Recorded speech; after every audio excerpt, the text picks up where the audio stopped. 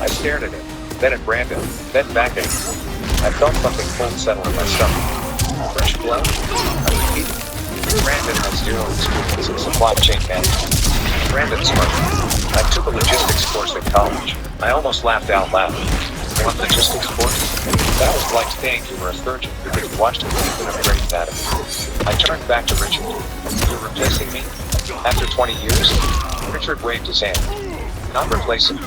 Just repositioning. You'll still be here. We've moved your office downstairs. Downstairs. The basement. I didn't even need to ask what that meant.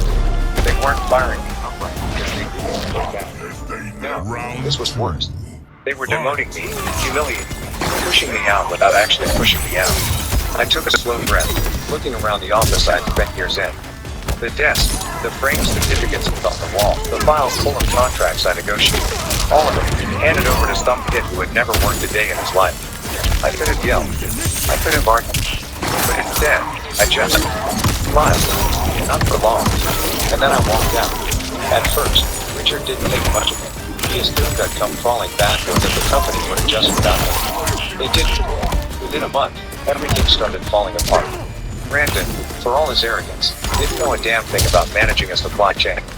He messed up contracts, overpaid for shipments, and burned bridges with long-time suppliers. Orders got delayed. Costs skyrocketed. And worst of all, the German deal had secured fell through. Turns out, they only wanted to work with me. When they found out I was gone, they pulled out. Millions of dollars, gone. Meanwhile, I had moved on. The moment I left Bernard and Company, I got a dozen job offers from competitors. I had built a reputation, and people knew my worth. The best offer came from Sterling Manufacturing, one of Bernard and Company's biggest rivals. They had been trying to poach me for years.